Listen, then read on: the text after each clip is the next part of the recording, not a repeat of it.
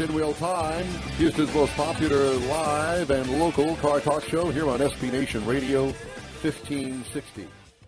That's pretty much it. Right now we're going to talk about the Buick LaCrosse. Mr. Mars had an opportunity to drive the new Buick LaCrosse, and he's got a review of that. And I'm glad I did, because I don't generally get into the large sedans as something that I really look forward to driving to. But this was the 2017 Buick LaCrosse in the premium trim level front-wheel drive. Now, there are 4 trim levels. Basically, the basic LaCrosse, then you get into the preferred, and then you get into the Essence. Then you step up into the premium level where you can have an all-wheel drive or a front-wheel drive. Now, the LaCrosse is all new for 2017. It's a little bit lower, it's a little bit wider, and it's 300 pounds lighter. So they've done a redesign on it, including up front on the new grille. You know, Buick's always had this waterfall-looking grille in the front.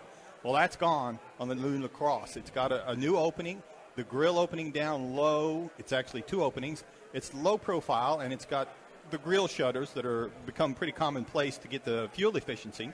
So the main grille area that you're going to look at where the waterfall was is actually 3 different colors. It's got this nice center point on it, and it comes out in a V shape that trims out into the headlights as well as the body lines that go down. Now, it does have the articulating headlights that are going to turn as you go through it.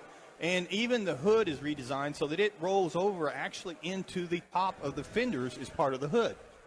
Some of the other cars earlier, Buick did that a couple of times before. Yeah, that's kind of a Buick styling thing from the past. So they're kind of bringing that back up, and it kind of blends in really nice with the long body lines that go down and roll up into the rear quarters. And it does give it a really nice, new, sleek look. It's kind of got the old school elements, but it's very new looking.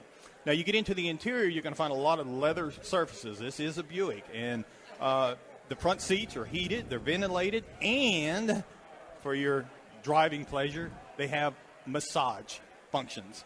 Gotta have that. Absolutely. I found myself sitting in the driveway with the heater on, and Conrad, when's the last time you had your butt massaged?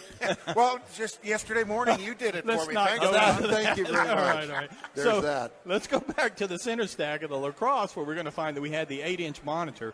And then, of course, we had the nav and the rear view system and everything. And it's all part of the Buick IntelliLink system. Now, we also had the wireless charging.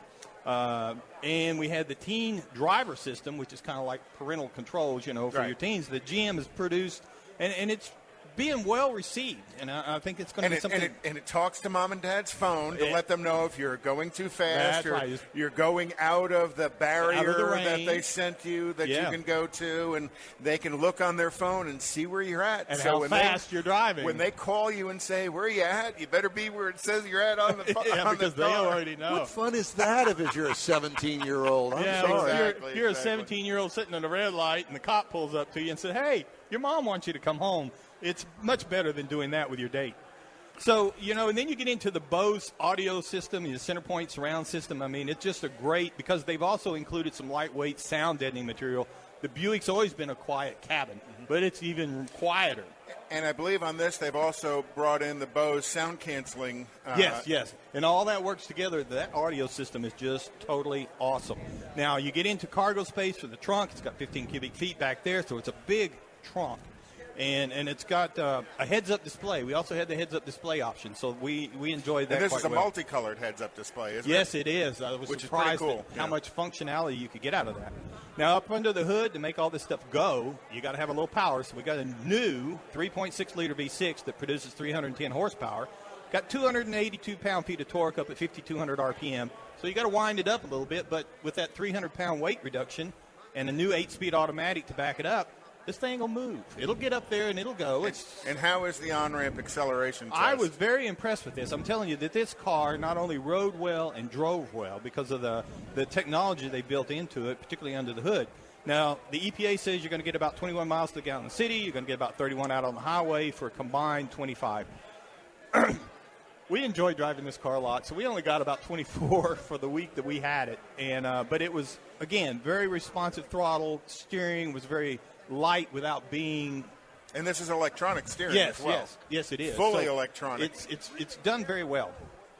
So again, if you're looking for something that's going to be comparable, if you're in the market for this large sedan, you're going to look at the Chevy Impala, and the base on that's going to be about 27.3. Toyota Avalon steps up to $33,200 for a base. The Lexus ES is sitting at the upper end in this large sedan at $38,900, but you can actually get a base LaCrosse at $32,990.